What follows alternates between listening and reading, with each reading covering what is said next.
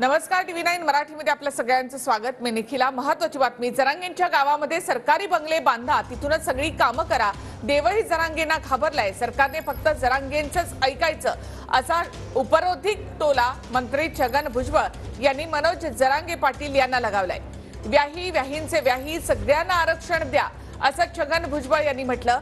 माझा जरांगेंना पाठिंबा आहे, त्यांना सरकार वेठीस धरतंय असं ते म्हणतात, असं भुजबळ म्हणाले। मला असं वाटतं की माझी भूमिका अशी आहे की जरांगेचं म्हणणं जे आहे हे सरकारने ऐकलं पाहिजे आणि जे सोयरे आहेत म्हणजे व्याही आहेत, समजा पत्नीच्या आईवडील आहेत, त्यांना सुद्धा आरक्षण दिलं पाहिजे आणि त्या आईवडिलांची जी दुसरं मुलं आहेत, मुली आहेत, त्यांना सुद्धा आरक्षण दिलं पाहिजे आणि त्या मुलींचे जे दुसरे सासू सासरे आहेत त्यांना सुद्धा आरक्षण दिलं पाहिजे आणि त्या सासू सासऱ्यांची जी दुसरी मुलं आहेत त्यांना सुद्धा आरक्षण द्यायला पाहिजे। अशा रीतीने जेवढे म्हणून जे आहेत अशा हे होईल ती साखळी, त्या सगळ्यांना आरक्षण द्यायला पाहिजे। किंबहुना त्यांच्याबरोबर ज्यांना आरक्षण, त्यांच्याबरोबर काम करणारे जे कोण पार्टनर वगैरे असतील ते सुद्धा त्यांच्याबरोबर राहिल्यामुळे ते सुद्धा आरक्षणाला पात्र झालेले असल्यामुळे त्यांना सुद्धा द्यायला पाहिजे। आणि कारण असं आहे की आपण जे आहे की जरांगेंचं ऐकायला पाहिजे आपण, नाही तर त्या मोर्चा घेऊन येतील, नाही तर आणखीन काहीतरी करतील।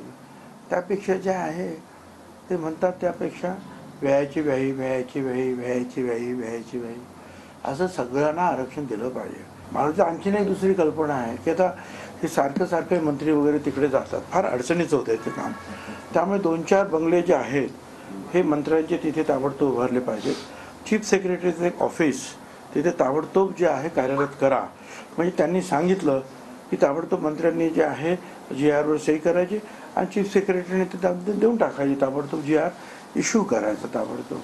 त्याच्यामुळे काय अडचण काहीच येणार नाही। बरं, आरक्षणाच्या बाबतीत नाही, पुढे ते हेही सांगतील शेतकऱ्यांच्या बाबतीत हे करा, शिक्षणाच्या बाबतीमध्ये हे करा, विकासाच्या बाबतीमध्ये हे करा, आपल्याला त्यांचं ऐकायला पाहिजे। त्यामुळे जर तिथे जर या मंत्र्यांची काही राहण्याची सोय झाली तर जाण्या येण्याचा त्रास वाचेल आणि जर चीफ सेक्रेटरी जर ऑफिस तिथं आपण जर सुरू केलं तर ताबडतोब चीफ सेक्रेटरीसुद्धा त्याला न्याय देऊ शकतील।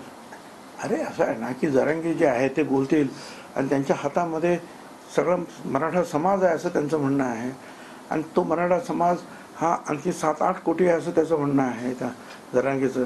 आणि एवढे लोक जे आहेत सरकारच्या विरोधात गेले तर सरकार मग कसं काय काम करू शकतं? तर ही भीती आहे की नाही सरकारला? ही भीती का वाटत नाही, याचा विचार का सरकार करत नाही? सरकारने त्याचा विचार करावा। सरकारमधला एक मंत्री अशा पद्धतीने एक नाराजीची भावना व्यक्त करताना, कुठला मंत्री? एक सुद्धा मंत्री नाही, सगळेच पाठिंबा देतो आम्ही त्यांना। नाराज कोण आहे? कोणीही नाराज नाही, आम्ही सगळे खुश आहोत। काहींची खुशी तोंडावर दिसते, काहींची खुशी मनामध्ये आहे।